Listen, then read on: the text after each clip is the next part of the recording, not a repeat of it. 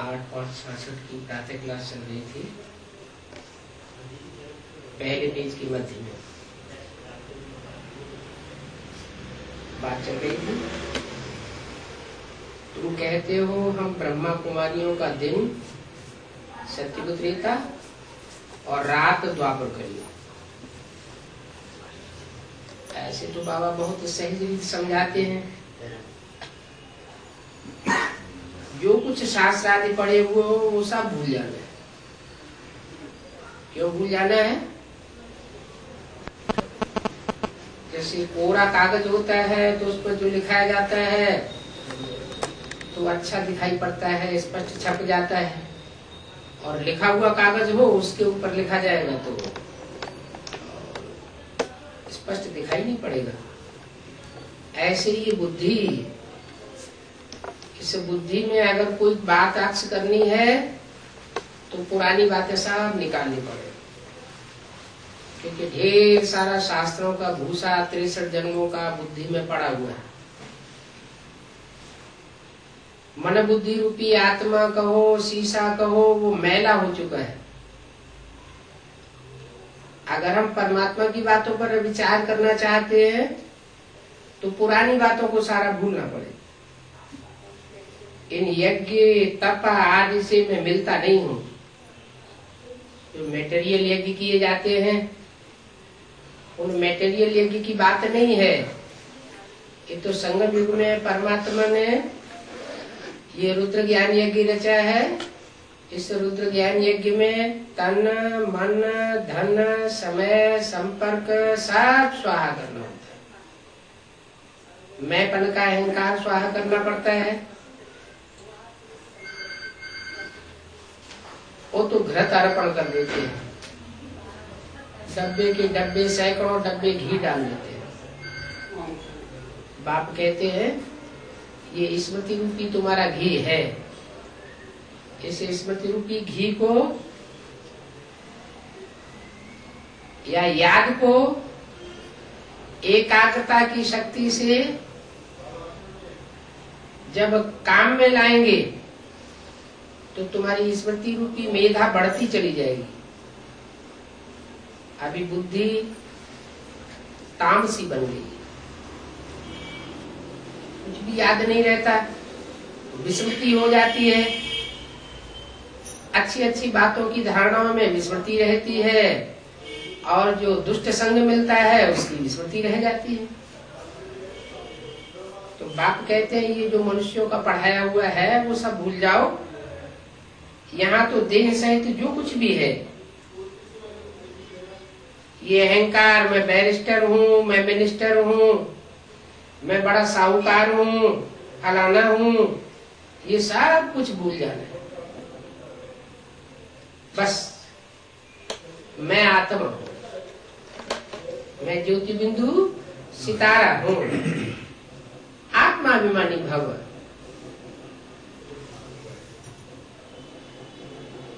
बाप कहते हैं, अथवा बाप से ये बच्चा सुनकर भी कहते हैं, दोनों ही कह सकते हैं। यह बच्चा कौन? ब्रह्मा बच्चा।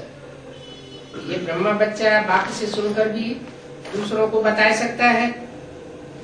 तो जैसे बाप दादा दोनों कहते हैं। बाप कौन हुआ?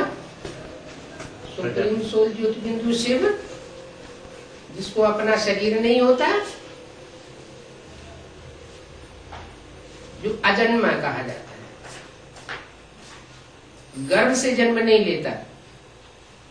परंतु गीता में कहा हुआ है जैसे प्रवेश तुम, मैं प्रवेश करने योगी हूँ, भल गर्भ से जन्म नहीं लेता हूँ, लेकिन जैसे भूत प्रेत आत्मा प्रवेश कर जाती है वैसे मैं भी प्रवेश करता हूँ।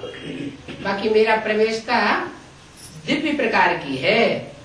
क्या अन्य मनुष्य आत्माओं सदस्य मेरी प्रवेशता नहीं होती है। कैसी प्रवेशता में अंतर है? मनुष्य आत्माएं जब प्रवेश करती है तो उनको सूक्ष्म शरीर होता है। सूक्ष्म शरीर होने के कारण उस सूक्ष्म शरीर का जिसमें प्रवेश करती है उसमें दबाव पड़ता है। उस दबाव के कारण वो देहधारी अपने स्वरूप को भूल जाता है, नील में चला जाता है। और मैं जिसमें प्रवेश करता हूँ, मेरा तो सूक्ष्म शरीर नहीं है ही नहीं।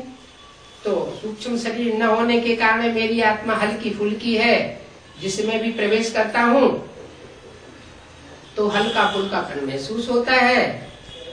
और आत्मा जो है वो कोई दबाव महसूस नहीं करती। जैसे ब्रह्मा बाबा की सूर गुलजार गादी में आती है, तो गुलजार गादी की आत्मा दबाव महसूस करती है या नहीं करती है?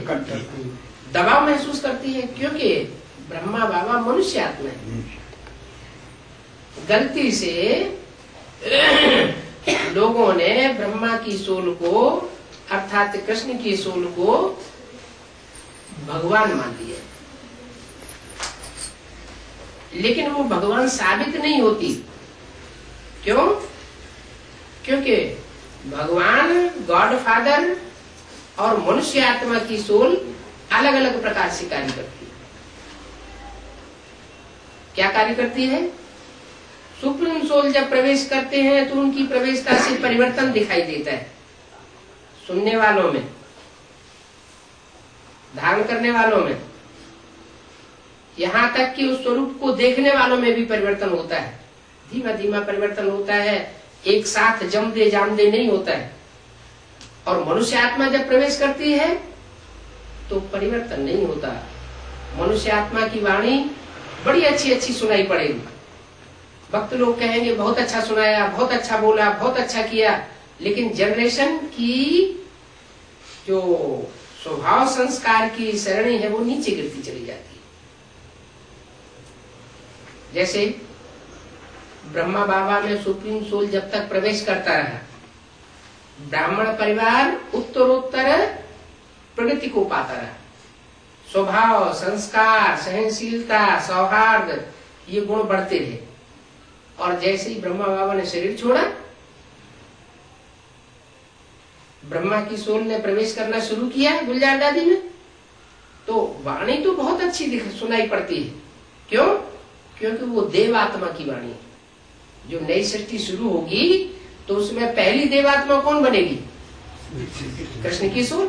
तो जो भी वाणी सुनाती है वो दिव्य गुण से भरी पूरी वाणी सुनाती है, लेकिन उसमें ज्ञान नहीं होता। दिव्य गुणों का भंडार सिखाने वाली आत्मा है, लेकिन दिव्य गुणों का भंडार जो है वो उस आत्मा तक ही सीमित रहता है। दूसरी आत्मा उसे सुन करके भी धारण नहीं कर पाती। क्यों?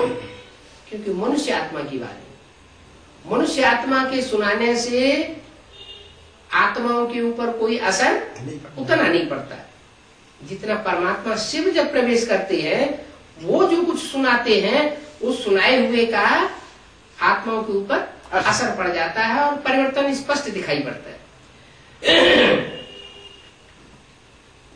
मिसाल के तौर पर ब्राह्मण परिवार में भी देखा जा सकता है, 69 से पहले जो ब्राह्मणों में धारणाएं थी वो अब धारणाएं दिखाई नहीं देती, और 69 के बाद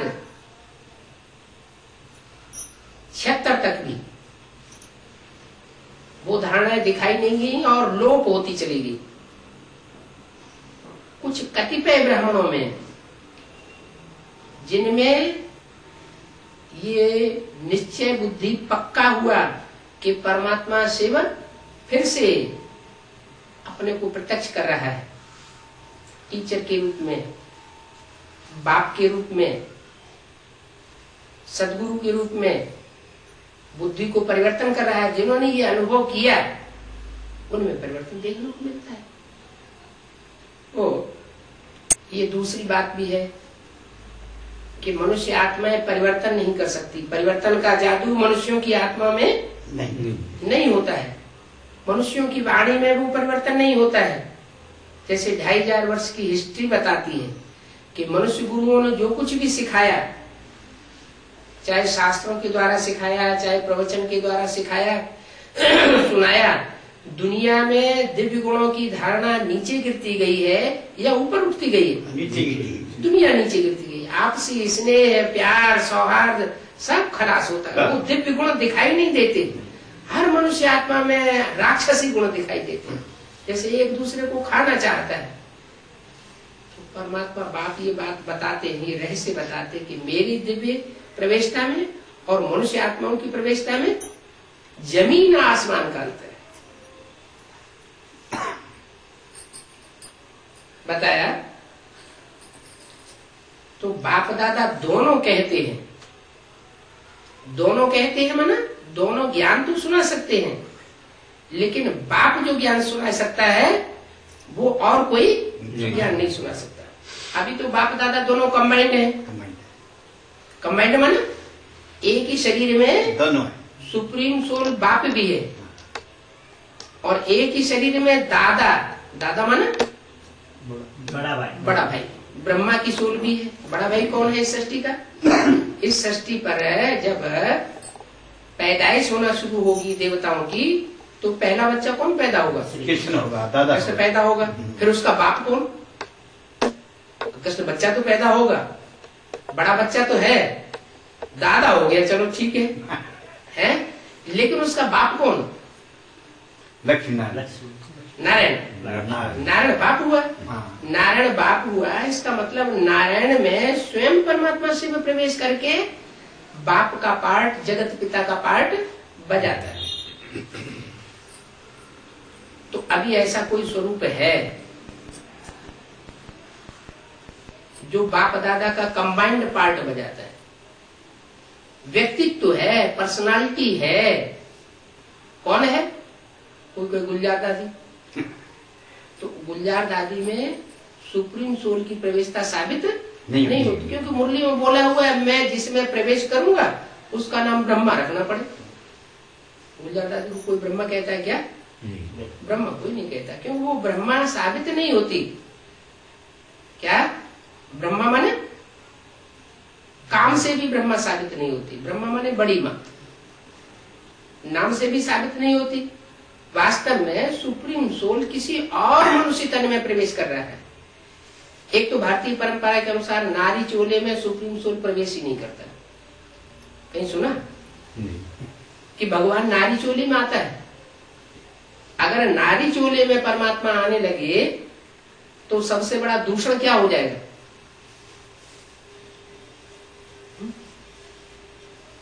पुरुष तन में परमात्मा आता है तो सभी मिल सकते हैं, और स्त्री चोले में अगर परमात्मा आता है तो सब पुरुष नहीं मिल सकेंगे। अगर मिलेंगे तो सारे पुरुष दुर्योधन दुशासन है, उस स्त्री चोली का तो सत्यानाश हो जाएगा। इसलिए बताया है, शास्त्रों में भी बताया है कि स्त्रियां जब प्रदूषित होती हैं, उनमें खून का जब संक्रमण होता है अनेक प्रकार के खून का, तो स्त्रियों के प्रदूषण होने से सारी सृष्टि प्रदूषित हो जाती है। ये दुनिया वैश्यालय बन जाती है, जैसे आज की दुनिया वैश्यालय बन चुकी है। इस बात को बड़े बड़े विद्वान आचार्यों ने भी जाना, बड़े बड़े कवियों ने भी जाना। तुलसीदास जी ने 500 साल पहले ही कह दिया, भय वर्ण शंकर सबे।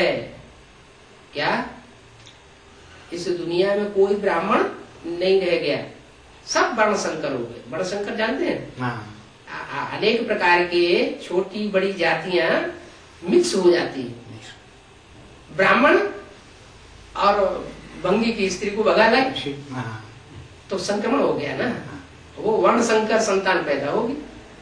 तो वो बच्चा बाप की बात को मानेगा? नहीं मानेगा, क्योंकि खून बिगड़ गया। तो परमात्मा बाप ये बात समझाते हैं कि मैं जिस चोले में आता हूँ वो चोला पुरुष तन ही चाहिए, स्त्री चोला नहीं चाहिए। तो बाप दादा दोनों कहते हैं। अब देही अभिमानी भव, आत्मा ही एक शरीर छोड़ दूसरा लेती है। ये भी समझाया, सब तो 84 जन्म नहीं लेंगे। क्यों? सब क्यों नहीं 84 जन्म लेंगी? 500-700 करोड़ मनुष्य आत्माएं 84 जन्म नहीं ले सकती है? अगर 500-700 करोड़ आत्माएं सतयुग की आदि से ही जन्म लेना शुरू कर दे तो क्या अंतर पड़ेगा? कलयुग हो जाएगा। हाँ, क्योंकि वहाँ इतनी ज्यादा मक्खी मिच्छरों मिसला आत्माएं हो जाएंगी, और वहाँ तो सिर्फ भारतवर्ष ही होता है। दूसरे धर्मखंड तो वहाँ होते ही नहीं। एक भारत में ही भगवान आते हैं और भारत में ही भगवान में आकर के स्वर्ग बनाते हैं। सारी दुनिया को स्वर्ग नहीं बनाते हैं। तो वास्तव में इतनी आबादी हो नहीं सकती, क्योंकि श्रेष्ठ आत्माओं को पहले स्वर्ग में आना पड़ता है। श्रेष्ठ आत्माएं अपना सुख का हिस्सा पहले आकर के भुगती हैं, और जो दुष्ट आत्माएं हैं वो इस सृष्टि पर बाद में आती है। तो सब नहीं 84 जन्म लेंगे। ये बातें तुम्हारी बुद्धि में भी नंबरवार है क्या, कि कौन कौन आत्माएं 84 जन्म लेने योग्य है और कौन कौन आत्माएं 84 जन्म लेने योग्य नहीं है। बताओ कौन कौन सी आत्माएं 84 जन्म लेंगी? जो देवी घराने की। हाँ, देवी घराने की होंगी। वो देवी घराने की क्यों होंगी? वो ही क्यों होंगी देवी घराने की? क्योंकि वो दूसरी क्यों नहीं होगी? सूर्य बाप से ही पढ़ते हैं। हाँ, क्योंकि वो एक बाप की पढ़ाई पढ़ते हैं, दूसरे किसी धर्म गुरु या धर्म पिता को या इब्राहिम, बुद्ध, क्राइस्ट या उसके फॉलोअर को या उसके आधार मूर्त को अथवा उसकी बीज रूप आत्मा को फॉलो नहीं करते। ये शिफ्ट है।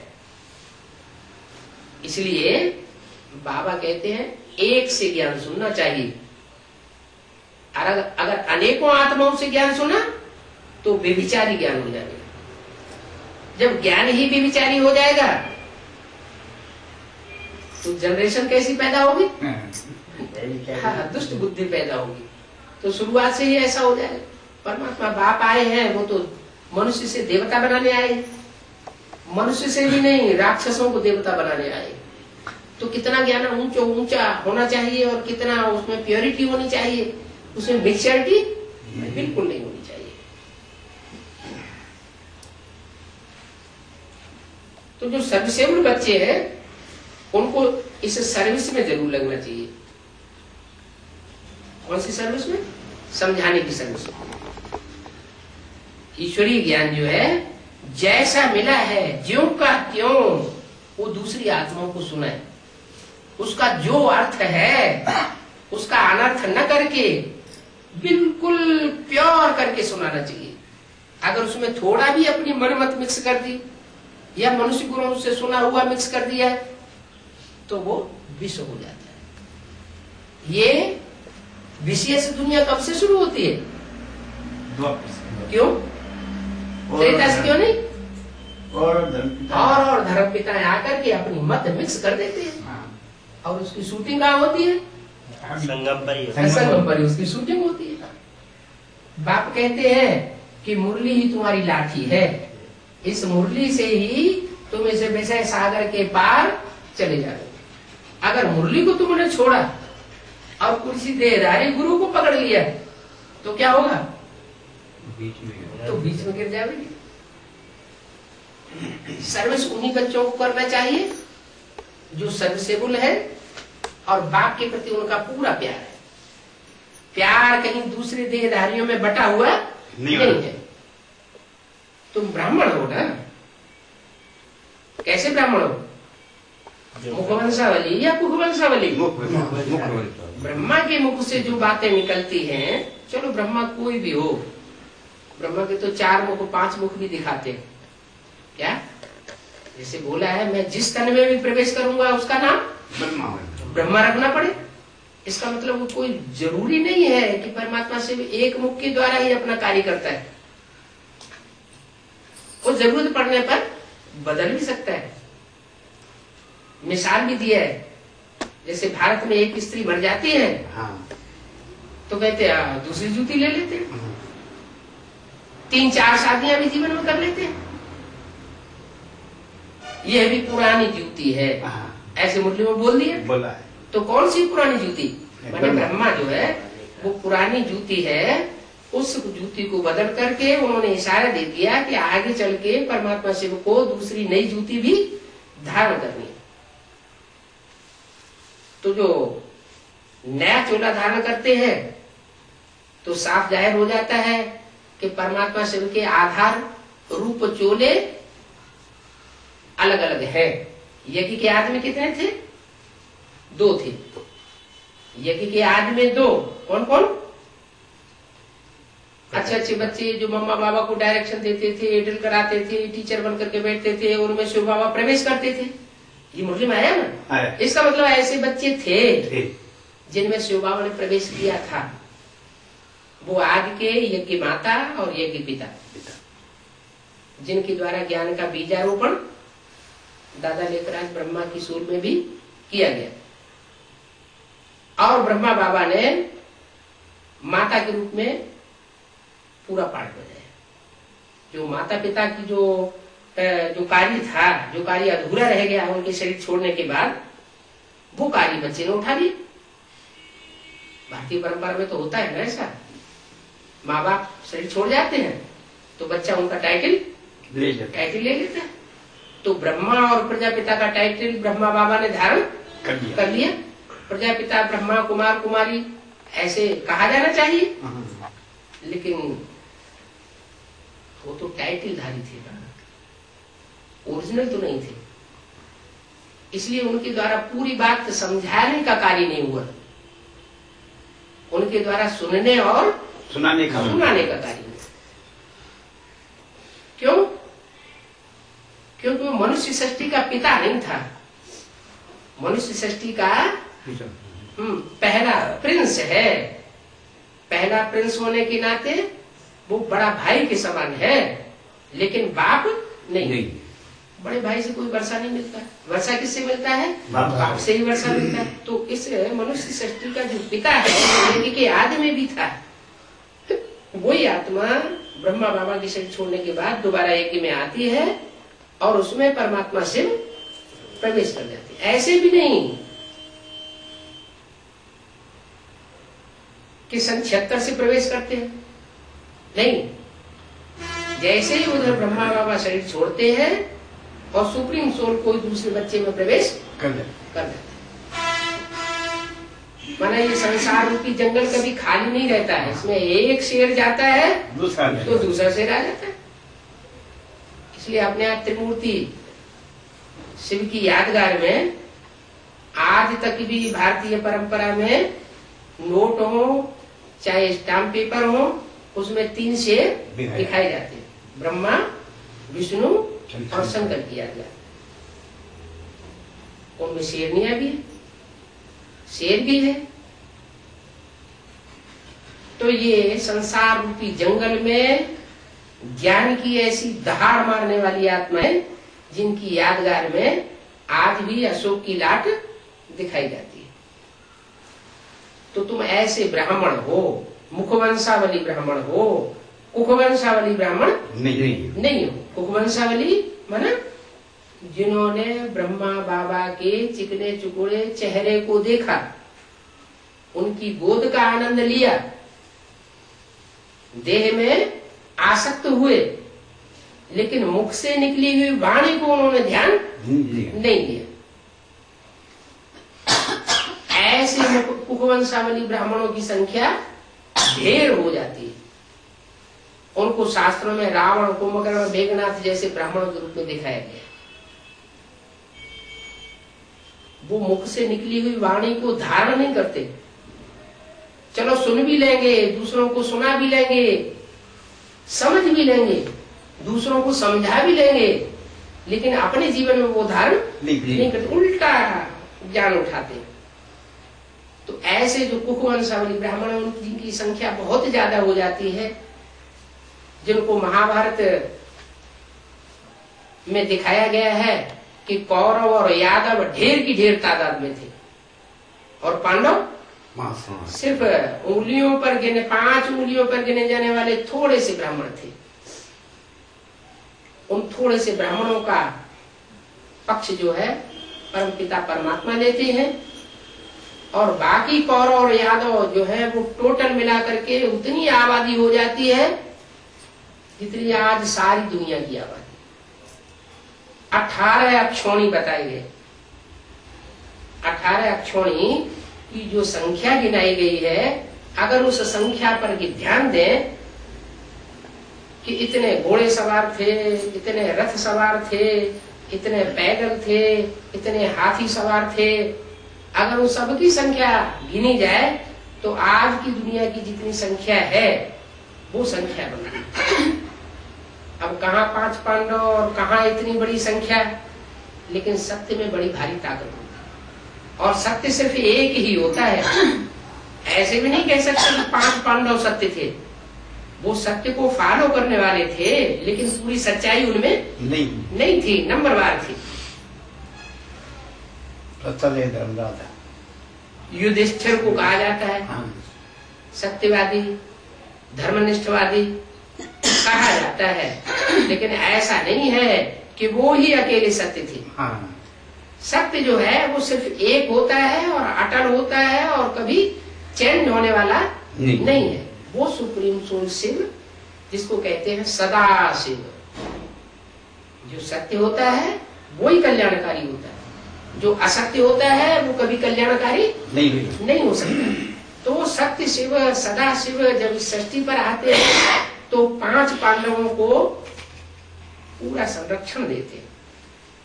उनके संरक्षण से उन 5 पांडवों को जो निश्चय पैदा होता है, उस निश्चय के आधार पर वो सारे विश्व के ऊपर विजय प्राप्त कर लेते हैं। तो तुम ब्राह्मण हो, माने तुम असली रूप में सब ब्रह्मा की संतान हो। ब्राह्मणों को ये धंधा है। कौन सा धंधा? रूहानी सेवा। दुनिया में भी बच्चे का क्या धंधा होता है? जो बाप का धंधा वो बच्चे का धंधा होता है मोस्टली। आजकल तो बात बदल गई है। बाप वकील होता है तो बच्चा वो धंधा करना पसंद ही नहीं करता। बाप डॉक्टर होता है तो बच्चा कहता है ये सब क्या है, वो उसे पसंद नहीं आता। लेकिन अभी तक की जो परंपरा चली आई उसमें यही देखा गया है कि जो बाप का धंधा सो बच्चे का धंधा। तो ये परंपरा बाप ने ही, सुप्रीम सोल बाप ने आकर डाली कि बच्चे तुम सच्चे बच्चे हो, जो मेरा धंधा है वो ही तुम्हारा धंधा होना चाहिए। क्या? ज्ञान देना, रूहानी ज्ञान देना। हाँ, ज्ञान देना, ज्ञान लेना, ज्ञान सुनना, ज्ञान सुनाना, ज्ञान समझना, ज्ञान समझाना, ज्ञान को धारण करना और दूसरों को जीवन में भी धारण करना। ये बाप के बच्चों का काम है। अगर बाप के बच्चे हैं तो इसी धंधे में लग जाएंगे। क्यों? इसी धंधे में क्यों लग जाएंगे? इसी धंधे में लग जाएंगे तो बाल बच्चों को क्या खिलाएंगे? है? बाप गारंटी देते हैं। बाप इस बात की गारंटी देते हैं कि मेरे बच्चे जो है वो कभी भूख नहीं पड़ सकते। चाहे दुनिया में अकाल पड़ जाए, कैसा भी दुकान पड़ जाए, दुनिया वालों को, मल्टी मिलियनर्स को रोटी का टुकड़ा खाने के लिए नहीं मिलेगा। उनकी नोटों की गड्डियां सड़कों पर पड़ी रह जाएंगी और मेरे बच्चे भूख नहीं मरेंगे। तो जो मेरे बच्चे होते हैं वो निश्चय बुद्धि होते हैं। निश्चय बुद्धि होने के कारण उन्होंने अपने पेट की, अपने बाल बच्चों के पेट की भी परवाह नहीं। और वो क्या करते हैं? तन धन धाम सौहृद परिवार सब की बाजी लगा देते हैं। कहते हैं कौरव पांडवों ने जुआ खेला। वो जुआ कोई दूसरी चीज थोड़ी ही खेली थी, दुनियावी तरीके से कोई जुआ थोड़े खेला था। ये तो स्त्री, बाल बच्चे, धन संपत्ति संबंधी सबकी बाजी लगाई थी। कौरवों ने भी बाजी लगाई और पांडवों ने भी बाजी लगाई। कौरवों ने चालाकी कर ली, अपना अपनी मुट्ठी में रखा और पांडवों का भी अपनी मुट्ठी में, अपने कंट्रोल में ले लिया। पांडवों ने इसकी परवाह नहीं की और कौरव चालाकी से काम करते रहे। फिर रिजल्ट क्या होता है? पांडवों की जीत हो जाती है और कौरवों की हार हो जाती है। तो बताया ये बातें तुम्हारी बुद्धि में नंबरवार है। ब्राह्मणों का धंधा बाप का ही धंधा होना चाहिए। सत्यनारायण की सच्ची कथा सुनाओ। क्या अभी तक तो वो गुरु लोग झूठी कथा सुनाते आए। क्या लकड़हारा, लकड़बग्गा, लीलावती, कलावती की कथा सुनाते आए। ऊपर चौपड़ी में लिख देते हैं सत्यनारायण की कथा, लेकिन चौपड़ी में लिख करके एडवर्टाइजमेंट करने से वो सच्ची सत्यनारायण की कथा थोड़ी ही हो जाएगी। उसके अंदर जीवन कहानी, बायोग्राफी जो है वो सत्यनारायण की होनी चाहिए, लेकिन अंदर सत्यनारायण की कथा होती नहीं। अच्छा, वो तो दुनिया की बात हो गई। क्या? वो दुनिया की बात हो गई। ब्राह्मणों की संगम युग दुनिया में ब्राह्मण इस समय किसकी कथा सुनाते हैं? दादा लेखराज की कथा सुनाते हैं। बाबा ने मुरली में बोला गीता का भगवान कृष्ण उर्फ दादा लेखराज है ही नहीं। तुम जो गीता का भगवान कृष्ण को बनाते हो साकार रूप में, है कृष्ण की सोल दादा लेखराज को गीता का भगवान समझे बैठे हो, ये बात तो बिल्कुल रंग है। इसी से ही दुनिया नीचे गिरी। अगर इस बात की सच्चाई को दुनिया जानती होती कि साकार स्टेज को धारण करने वाला, जो साकार स्टेज को धारण करने वाला देह अभिमानी है, वो कभी भी भगवान नहीं हो सकता। भगवान वही हो सकता है जो परमात्मा बाप समान निराकारी, निर्विकारी और निरहंकारी स्टेज को धारण करे। 33 करोड़ देवताओं में सबसे ऊंचे देवता माने जाते हैं 3, ब्रह्मा विष्णु शंकर। लेकिन ब्रह्मा विष्णु शंकर तीनों को शिव के साथ मिलाकर के एक नहीं किया गया। क्या? शिव को शंकर के साथ ही मिलाकर के एक किया गया। शिव विष्णु नहीं कहा जाता, शिव ब्रह्मा नहीं कहा जाता, उनके साथ उनको मिक्स नहीं किया गया। क्यों नहीं किया गया? कोई कारण होगा। ऐसी स्टेज, बाप समान स्टेज, निराकारी, निर्विकारी, निरहंकारी, ऐसी स्टेज विष्णु जैसी आत्माएं अथवा ब्रह्मा जैसी आत्माएं धारण नहीं कर सकी। तो तुम सत्यनारायण की सच्ची कथा सुनाओ। क्या उनकी बुद्धि में तो है ही नहीं कि सत्यनारायण कौन है। उनकी बुद्धि में क्या है? वो दादा लेखराज को और सरस्वती को ही सत्यनारायण का रूप मानते हैं, जो कि सतयुग में जाकर के 16 कला संपूर्ण बच्चे के रूप में जन्म लेंगे, प्रिंस प्रिंसेस के रूप में जन्म लेंगे। वो उनकी ही कथा सुनाते हैं और बाप कहते हैं वो सत्यनारायण नहीं है। उन्होंने झूठ से टक्कर लेकर के सचखंड की स्थापना नहीं की। उन्होंने तो सचखंड की जो स्थापना हुई सच्ची दुनिया की, उस दुनिया में जन्म लिया। उस दुनिया का निर्माण करने वाला कौन हुआ?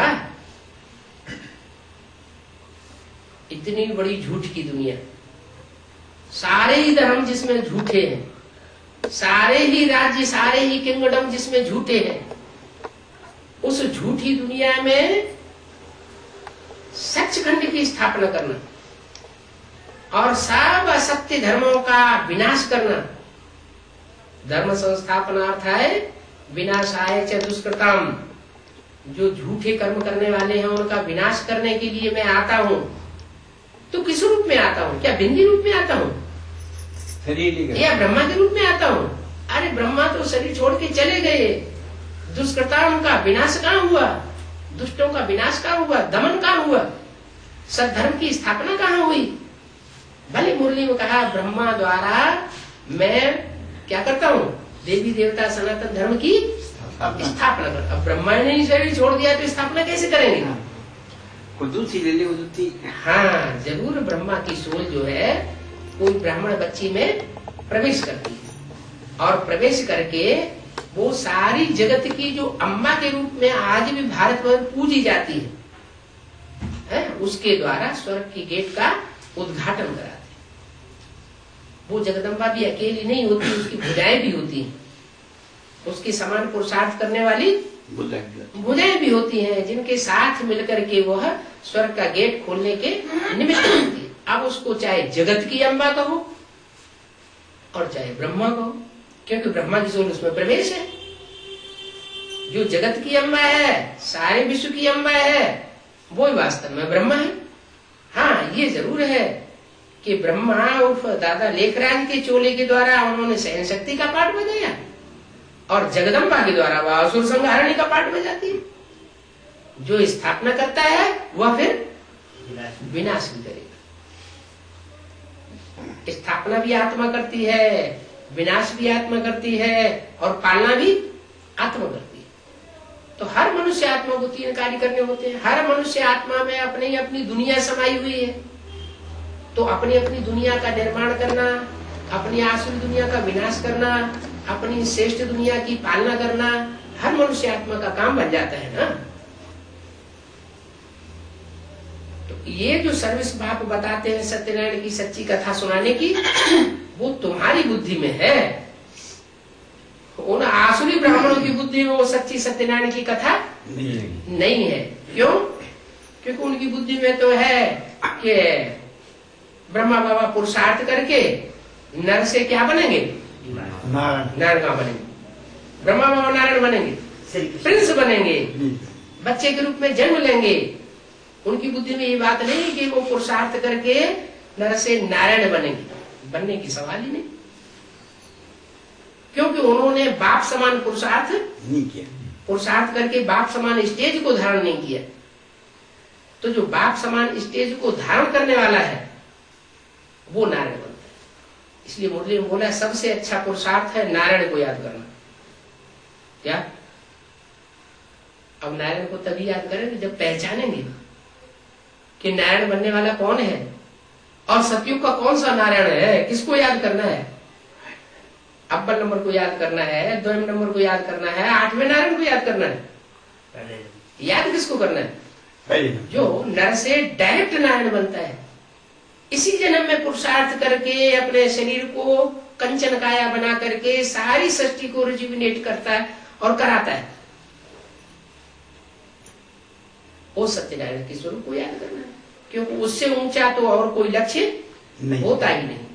तो ऊंचते ऊंच को याद करेंगे तो हम भी क्या बनेंगे? ऊंच से ऊंच बने। 8वें नारायण को याद करेंगे तो क्या होगा? नीचे आएंगे तो जरूर नीचे गिरेंगे। 8वें नारायण कैसे ही बनेंगे? अच्छा चलो 8वें को नहीं, जो सतयुग का पहला नारायण है, जो संगमयुगी स्वर्ग का तो नारायण नहीं है, लेकिन सतयुग का पहला प्रिंस अर्थात नारायण है, उसको याद करेंगे तो क्या होगा? उसने अपने पुरुषार्थी जीवन में जैसा अंतमतेषु गति पाई होगी वैसी गति हमारी भी हो जाएगी। अगर ब्रह्मा बाबा ने हार्ट फेल होकर के शरीर छोड़ा है, अकाले मृत्यु में शरीर छोड़ा है, तो उसको याद करने वालों की गति क्या होगी? वही होगी, वही हो रही है। किसी का हार्ट फेल हो रहा है, किसी को ट्यूमर हो रहा है, किसी को क्या हो रहा है, शरीर छोड़ते जा रहे हैं अचानक। तो बाप कहते हैं तुम्हें तो इसी जीवन में सिद्धि को प्राप्त कर रहा है। बाप तो ऐसी पढ़ाई पढ़ाते हैं जिस पढ़ाई से तुम्हारा यह जीवन भी सुहाना बने, लौकिक जीवन भी सुहाना बने, और जो पारलोक आने वाला है परलोक का जीवन वो भी सुहाना बने। तो तुम सच्ची सच्ची सत्यनारायण की कथा सुनाओ। भारत का असल नाम ही है सचखंड। क्या? और बाकी सब जो खंड है वो सब विनाशी खंड है, क्योंकि झूठ खंड है। जो सत्य साईं बाबा आकर के सुनाता है, क्या सत्य साईं बाबा कौन है? असली शिव बाबा। हाँ, शिव बाबा जो आकर के बात सुनाते हैं, उस बात की स्थापना करने वाला सिर्फ भारत खंड ही है, और उसके अलावा दूसरी बातें मिक्स करके जो सुनाते हैं वो दूसरे धर्मखंड है। जैसे बौद्ध धर्मखंड, इस्लामी धर्मखंड। बौद्ध धर्मखंड कौन सा है? चीन, जापान, मलेशिया वगैरह वगैरह, ये सारे बौद्ध धर्मखंड है जहाँ बौद्ध धर्म फैला है, तिब्बत वगैरह। इस्लामी धर्मखंड पाकिस्तान, अफगानिस्तान, ये जितने भी हैं मुसलमान और इस्लामियों से संबंधित धर्मखंड, ये सारे ही विनाशी धर्मखंड है। आज से 2500 साल पहले ये धर्मखंड थे ही नहीं पृथ्वी पर, सब समुद्र के गर्त में समाये हुए थे। क्या? ज्ञान सागर के जल में ये सारे ही डूब गए थे। अभी फिर डूबने वाले हैं, क्योंकि झूठे हैं इसलिए इनका नाश हो जाएगा। और जो सच्चे है सत्यनारायण, उसका खंड रह जाएगा, वो है भारत खंड। भारत में भगवान आते हैं। भारत जड़ जमीन को नहीं कहा जाता है, भारत चैतन्य का भी नाम है। भारत में माता भी है तो पिता भी है। भारत माता कहा जाता है क्योंकि माता को आगे रखा गया है। क्यों आगे रखा गया है? भारत माताओं के द्वारा स्वर्ग की स्थापना होती है। भारत खंड में भारत का जो पिता का रूप है उसके द्वारा स्वर्ग की गेट नहीं खुलते, किसके द्वारा खुलते हैं? भारत माताओं के द्वारा स्वर्ग के गेट खुलते हैं, इसलिए भारत माता कहा जाता है। बाकी इसका मतलब ये नहीं है कि वो भारत माता कोई विधवा है, उसके पीछे पीछे कोई पिता नहीं है। पिता है, लेकिन जानबूझ करके माताओं को जो दुनिया की नजरों में गिराई गई है, उन माताओं को आगे बढ़ाया गया। भारत का असुर नाम ही है सचखंड। अभी तो ये झूठखंड बन गया है, ये तुम जानते हो। भारत में जब हमारा आदि सनातन देवी देवता धर्म था, लक्ष्मी नारायण का राज्य था, तो और कोई धर्म नहीं थे। अगर दूसरे धर्म होते तो यार होता तो फिर वहां भी द्वैतवाद हो जाता। वहां द्वैतवाद नहीं होता, वहां एक राजा होता है, एक धर्म होता है, दुनिया में एक ही राज्य होता है, एक मत होती है, एक ही कुल होता है, एक ही वंशावली होती है। सत्युग होगा तो सूर्यवंशी ही होंगे, त्रेता होगा तो चंद्रवंशी ही होंगे। ऐसे नहीं कि दो वंश वहां इकट्ठे चलते रहे, या दो दो राजाइयां चलती रहे, दो दो राज्य होते रहे, नहीं। देवी देवता का धर्म श्रेष्ठ धर्म था, क्योंकि बाप का स्थापन किया हुआ है ना। बाप है श्रेष्ठ ते श्रेष्ठ, उसके लिए टाइटल में लगाया जाता है श्री श्री 108 है। कौन टाइटल लगाते हैं? जो देहधारी धर्म गुरु है वो बाप का टाइटल लेकर के बैठ जाते हैं, श्री श्री 108 स्वामी सच्चिदानंद जी महाराज। तो वास्तव में वो तो झूठा टाइटल लहराते हैं, क्योंकि झूठ खंड के हैं। बाप कहते हैं ये टाइटल तो मेरा है, मैं 108 श्रेष्ठ आत्माओं का निर्वाचन करता हूं इस दुनिया से। जो 108 श्रेष्ठ आत्माएं हर धर्म में स्मरण की जाती है। कोई धर्म ऐसा है जिसमें माला न घुमाई जाती हो? हिंदू भी माला घुमाते हैं, मुसलमान भी माला घुमाते हैं, क्रिश्चियन भी माला घुमाते हैं, बौद्ध भी माला घुमाते हैं। क्यों? वो माला के मणके उन श्रेष्ठ आत्माओं की यादगार हैं, जिन श्रेष्ठ आत्माओं ने परमात्मा का सहयोग दे करके नई सृष्टि की स्थापना में सबसे जास्ती सहयोग दिया था। तन मन धन धाम सुहृद परिवार सब स्वाहा दिया था। क्रिश्चियन धर्म का स्थापन किया हुआ ये कोई भारत का धर्म नहीं। बाप का स्थापन किया हुआ धर्म भारत में होता है। बाप भारत में ही आते हैं पतितों को पावन बनाने के लिए। क्यों? विदेश में चले जाएं पतितों को पावन बनाने के लिए तो क्या होगा? हैं? वो सुनेंगे नहीं। सुनते तो हैं, विदेशी भी सुन रहे हैं ना ज्ञान को। ऐसे थोड़े कि विदेशी लोग ज्ञान को नहीं सुनते हैं। ये द्वापर में आवाज नहीं, इतना गिरा को नहीं। पतितों को पावन करने के लिए भारत में ही इसलिए आना पड़ता है। भारत से ज्यादा पतित है नहीं कि भारत में ही पवित्रता को विशेष महत्व दिया जाता है। विदेश में कन्या माताओं की प्योरिटी की तरफ कोई ध्यान नहीं देता। छोटी छोटी बच्चियां 14-15 साल की इधर सड़कों में घूमती रहती हैं, दुनिया में घूमती रहती हुई देखी जा सकती है। उनके ऊपर कोई ध्यान ही नहीं देता कि इनकी प्योरिटी बर्बाद, पवित्रता की पावर जो है नष्ट हो जाएगी। और भारत में तो देखो कन्याओं के ऊपर कितना ध्यान दिया जाता है। जहाँ जहाँ कन्या जाएगी माता पीछे पीछे जाएगी, कहीं किसी की इसके ऊपर बुरी नजर न पड़ जाए।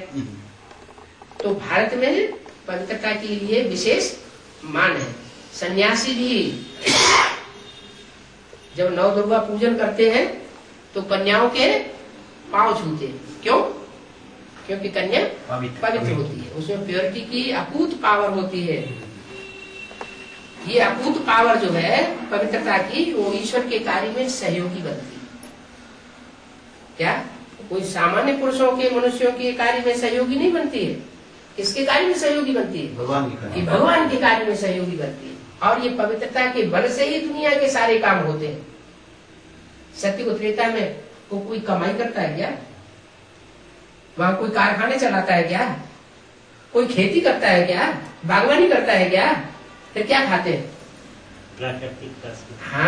हाँ, प्रकृति जो है वो प्योरिटी की पावर से पवित्र प्रकृति बन जाती है। जब प्रकृति ही सारी 5 तत्वों का जो संघात है, पृथ्वी जल वायु अग्नि, वो ही पवित्र बन जाते हैं, तो सारी सृष्टि में पवित्रता के आधार पर सब कुछ मुहैया होता है। संकल्प किया और चीज हाजिर हो जाती है, वहां कुछ करना नहीं पड़ता। आज के मनुष्यों को तो देखो कितनी भाग दौड़ करनी पड़ती है, थक जाते हैं बेचारे, कितनी थकान होती है।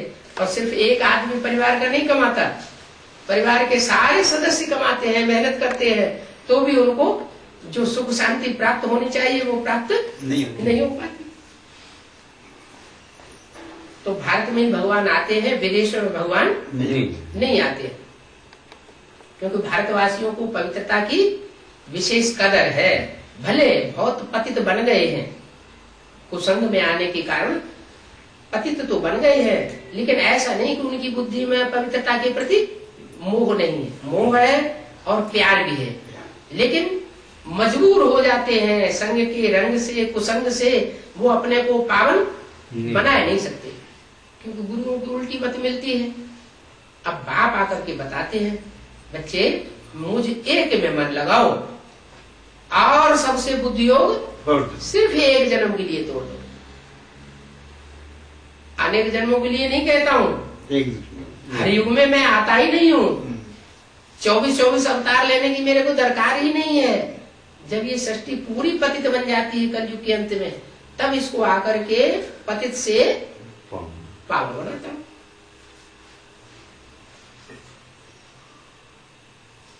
तो वो जो भारत में बाप आता है वही सबका बाप है, सबका सदगुरु है, सबको पतित से पावन बनाता है।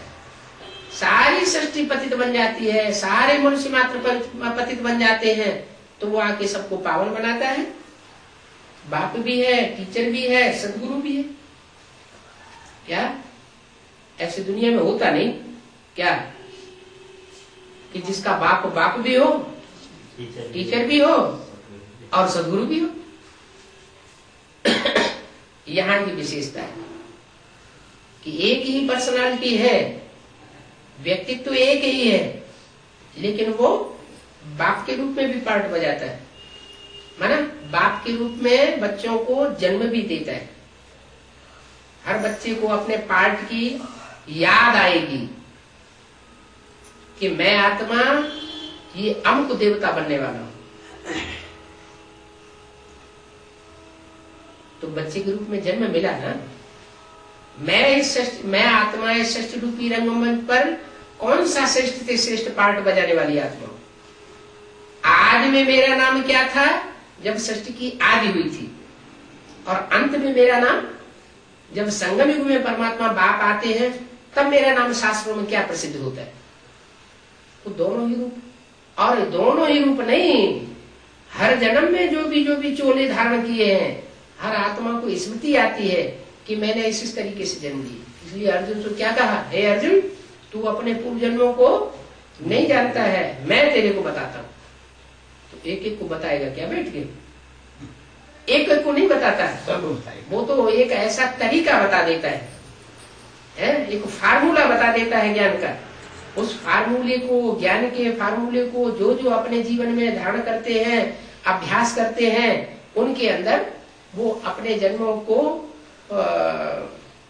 जानने की आकांक्षा जागृत होती है और जान भी लेते हैं। योग बल से आत्मा जो है पवित्र बनती जाती है, सूक्ष्म बनती जाती है। सूक्ष्म को याद करने से जब आत्मा सूक्ष्म बनती है तो बुद्धि की तीव्रता से हर आत्मा अपने बारे में सोचने लगती है कि बाप के कनेक्शन से, बाप के जो विशेष सहयोगी हैं, उन विशेष आत्माओं के कनेक्शन से मेरा क्या विशेष पार्ट हो सकता है। तो एक ही रूप है, वो बाप का भी रूप है। वो बाप के रूप में आज में बच्चों को जन्म भी देता है, बीजारोपण भी करता है, और अंत में बच्चों को वर्षा भी देता है। कौन सा वर्षा देता है? जीवन मुक्ति, सुख और शांति का। जीवन मुक्ति माना सुख की दुनिया। और मुक्ति माना दुख दर्दों से मुक्त करने की दुनिया। तो वो बाप भी है, टीचर भी है। टीचर का काम क्या होता है? जो भी टेक्स्ट बुक होती है, जो भी किताब होती है, चाहे पद्य के रूप में हो, कविता के रूप में हो, और चाहे गद्य के रूप में हो, प्रोज हो या पोएट्री हो, उसको वो क्लैरिफाई करता है। क्या? टीचर प्राइमरी स्कूल का भी होता है और टीचर बीए एमए का भी टीचर होता है। प्राइमरी स्कूल में भी वही कबीरदास के दोहे कवित्त चौपाइयां पढ़ाई जाती हैं और वही दोहे कवित्त चौपाइयां और पद्य बीए एमए में भी पढ़ाए जाते हैं। अंतर क्या होता है? कुछ अंतर होता है? अंतर होता है। प्राइमरी स्कूल में उनको सिर्फ रटाया जाता है, उनका वही अर्थ बच्चों की समझ में नहीं आता है, क्योंकि वो बच्चा बुद्धि है। क्या? कुमार का दादी में ये सिफ्त थी। इस तरह की बेसिक पढ़ाई पढ़ने वालों में, बहुत अच्छी पढ़ाई पढ़ने में कुमार का दादी बहुत श्रेष्ठ, बढ़िया है। क्या? जो भी बाबा वाणी सुनाते थे वो सारी की सारी वाणी हूबहू ज्यों की त्यों कुमार का दादी सुनाती थी। अभी भी उनमें यही सिफ्त है। क्या? जैसी वाणी चलती है वैसी वाणी उनसे सुन लो। फिर जैसे पूछा जाता है ना, आज बाबा ने क्या क्या बताया, तो सारी बातें तोते की तरह पूरा रिपीट करके सुना देंगे। लेकिन उसका बुनियाद क्या है, वो बताने पर भी उनकी बुद्धि में नहीं बैठ रहा है। क्योंकि बाबा ने बोला हुआ था, मेरी श्रीमत पर चलेंगे तो बुद्धि श्रेष्ठ बनेगी। बाप की श्रीमत थी कि बाप की सभा में कोई पतित नहीं आना चाहिए। क्या? अगर बुद्धि में बात बैठ गई है कि ये पतित व्यक्ति है, पतित कर्म करता है, पतित दृष्टि है, पतित भाषा बोलता है, तो ऐसी आत्मा को बाप की सभा में आने नहीं देना। लेकिन अगर कोई ब्रह्मा कुमारी की तथाकथित की बुद्धि कहीं हिलक जाए किसी देहधारी में, जो देहधारी ज्ञान तो सुनता नहीं है, ज्ञान की बातों पर ध्यान भी नहीं देता है, लेकिन देहधारियों में अटकने वाला है, और वो देहधारियों में अटकने के कारण उस देहधारी की बुद्धि को इतना आकर्षित कर लेता है कि वो आत्मा उसका कल्याण करने के लिए बहुत जल्दबाजी करने में पड़ती है कि ये बच्चा जल्दी से बाबा के कनेक्शन में आ जाए, बाबा का बच्चा बन जाए। लेकिन बाबा की श्रीमत का तो ध्यान नहीं रखा, तो बाबा कहते हैं ऐसे फिर क्या बन जाते हैं? पत्थर बुद्धि बन जाते हैं। क्या? पत्थर बुद्धि में शास्त्रों में किसका गायन है? अहिल्या का। अहिल्या का। अहि माने सांप, ले माने ले आई, माने भगवान के दरबार में जो सांप को भी पकड़ करके ले आई। अब सांप तो बहुत विषैला होता है, बहुत ही विषयी जंतु है। तो बाप कहते हैं ऐसे विषयी जंतुओं को जानबूझ करके मेरी सभा में लाने की दरकार नहीं है। इससे क्या होगा? सभा का वातावरण खराब होता रहेगा, और जो स्वर्ग की स्थापना है वो स्वर्ग की स्थापना में विघ्न। सबसे बड़ी शक्ति है कल्प संकल्प शक्ति। अगर वाइब्रेशन ही खराब होते रहेंगे तो संकल्प शक्ति नीचे गिरती रहेगी। शुभ संकल्पों की दुनिया नहीं बन पाएगी। शुभ संकल्पों की दुनिया ही नहीं बनेगी तो उससे फिर नुकसान होता रहेगा, बहुत बड़ा नुकसान होगा। तो वही कार्य है।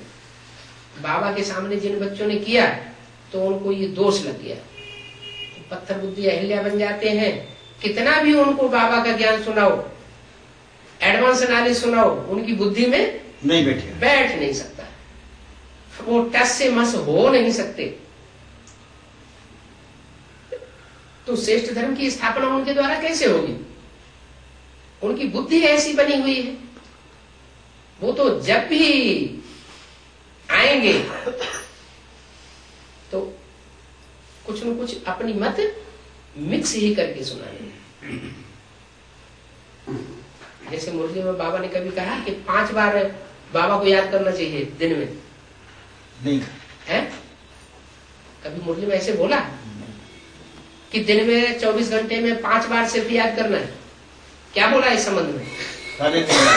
श्वासों श्वास याद करना है।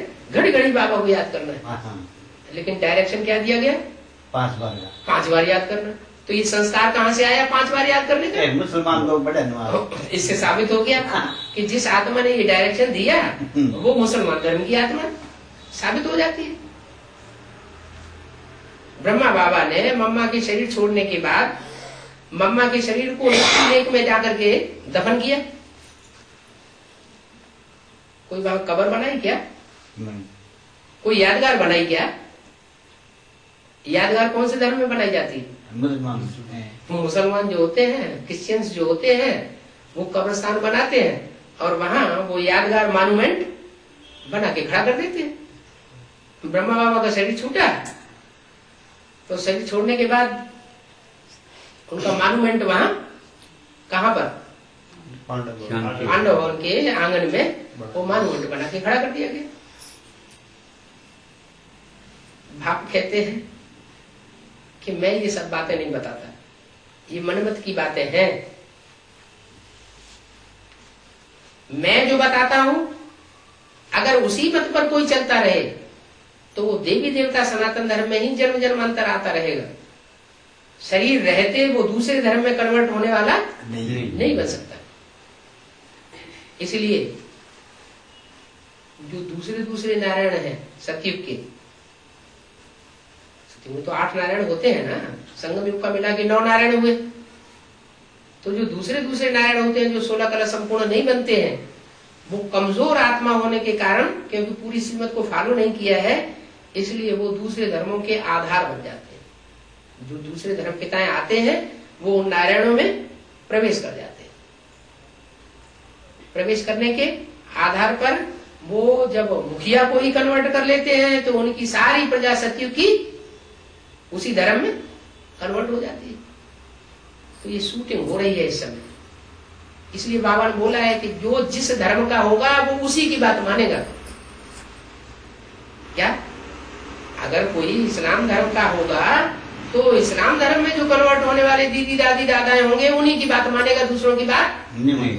चाहे भगवान की कोई बात सुनाए लेकिन जानते हुए सुनते हुए भी नहीं सुनेगा। ऐसे बहुत से देखे होंगे जो कहते हैं दादी कहेगी तब हम सुनेंगे तुम्हारी बात। दादी मानेंगी, तुम्हारी बातें सच्ची हैं, हमको भी अच्छी लगती हैं, लेकिन जब तक दादी नहीं मानेंगी तब तक हम नहीं मानेंगे। या जगदीश भाई जब तक नहीं मानेंगे तब तक हम नहीं मानेंगे। इसका मतलब है कि वो जगदीश भाई जिस धर्म में जाने वाले हैं उसी धर्म की वो आत्मा। क्योंकि दूसरे धर्म की जो फॉलोअर्स होते हैं, प्रजा होती है पक्की प्रजा, वो कभी दूसरे धर्म वालों की बातें सुनती नहीं है। मुसलमान क्या करते हैं जब मस्जिद में जाएंगे, याद करने के लिए जाएंगे तो क्या करेंगे? कुछ करते हैं? क्या करते हैं? कान में उंगली दे लेते हैं, दूसरी बात नहीं। हाँ, और ऊपर तो मुंह करके अल्लाह को याद करते अल्लाह हैं। यहाँ भी यही सिखाया जाता है। बात ना सुनो। उन्होंने ये बात सिखाई हुई है कि किसी की बात मत सुनो, कान बंद कर लो और अल्लाह भी याद करो, मैं निराकार शिव बाबा को याद करो। अगर तुमने दूसरों की बातें सुन ली अगर खुदा न खास्ता, तो हम तुमको मुसलमान क्या करते थे? नहीं, मुसलमान तलवार से ही काट देते थे, कत्ल कर देते थे। तो कत्ल करना माना खत्म कर देना। वो अपनी कैटेगरी में उसको स्वीकार नहीं कर सकते। अगर वो 20 बार भी माफी मांगेगा ना तो भी उसको अपने दिल में कभी भी समाये के नहीं रख सकते। ये तो देवी देवता सनातन धर्म ही है कि दूसरे धर्म की आत्माओं ने कितनी गलतियां की, कितनी मारकाट मचाई, कितना दुख दिया, तो भी सब धर्म वालों को हिंदुस्तान में, भारत में जगह दी और अभी भी जगह दी जा रही है। शरण स्थली है, सारे विश्व की शरण स्थली भारत अभी भी माना जाता है। तो ये श्रेष्ठ धर्म है और उनके हैं भ्रष्ट धर्म। भारत में परमात्मा आकर के जो धारणा स्थापन करते हैं वो श्रेष्ठ से श्रेष्ठ धारणा स्थापन करते हैं और उन्हीं धारणाओं को दूसरे धर्म में कन्वर्ट होने वाली आत्माएं इस समय ब्राह्मणों में जो मौजूद हैं वो बिगाड़ रही हैं। तो इस इस बात की गहराई को जो पहचानेंगे, हाँ, वो जानेंगे, हाँ, वो सत्य का सहयोग देंगे और असत्य का नाश करने में सहयोगी बनेंगे।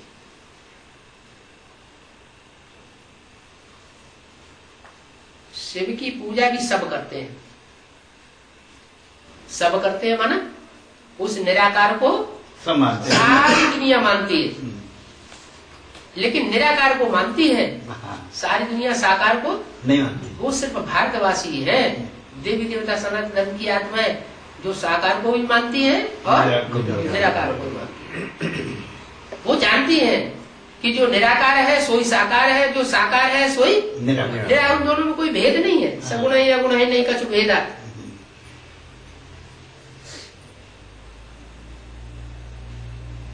शिवद्रोही मम दास कहावा सोनर सपन मोह न पावा।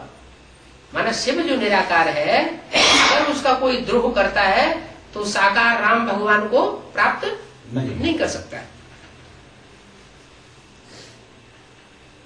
तो उस निराकार को सब याद करते हैं, परंतु जानते नहीं है कि वो निराकार कौन है और क्या आकर के करता है। बाप आकर के परिचय देते हैं, वो निराकार ज्योति इस सृष्टि पर किस तन में आती है और आकर के क्या कार्य करती है। ओम शांति है। जो भी आए उनको लक्ष्मी नारायण जैसा बनाने का लक्ष्य रखना है। क्या ये संन्यास आश्रम नहीं बनाना, क्या बनाएंगे? क्या बनाएंगे? लक्ष्मी नारायण का मंदिर, शिव बाबा का मंदिर भी नहीं, लक्ष्मी नारायण का मंदिर बनाएंगे। इसका संचालन दोनों के हाथ में रहे। क्या प्रवृत्ति मार्ग है, प्रवृत्ति मार्ग में। प्रवृत्ति मार्ग की स्थापना करनी है ना जितने। हाँ, उसी को दो, है? ये जिम्मेवारी उसी को दो। किसको? द्रौपदी। द्रौपदी तो है ठीक ही। है, आप पीछे ये नहीं, माता जी कहाँ गए? द्रौपदी तो माता है ना। द्रौपदी तो माता है, वो अकेली क्या करेगी? भारत माता कहा जाता है, तो इसका मतलब ये थोड़ी कोई विधवा है, उसके पीछे पीछे कोई होता है ना, उसको शक्ति देने वाला कोई तो होगा।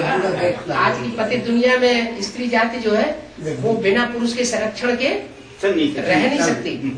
इसलिए कन्या बड़ी हो जाती है तो उसको तुरंत कहते हैं ना, तो माँ बाप के घर में तुम रहने काबिल नहीं, निकलो। कोई को सपुर्द कर देते हैं। तो अच्छी बात है, देख रेख करो अच्छी तरह से। कोई ऐसा काम यहाँ न होने पाए जिससे तुम्हारे ऊपर पाप चढ़ जाए। तो आप इस लक्ष्मी नारायण के मंदिर के ट्रस्टी हैं। क्या इनकी सेवा के कारण से चल रहे हैं हम। इनकी सेवा के कारण से चल रहे हैं? आप तो अपने पुरुषार्थ से चल रहे हैं। ऐसी बात नहीं।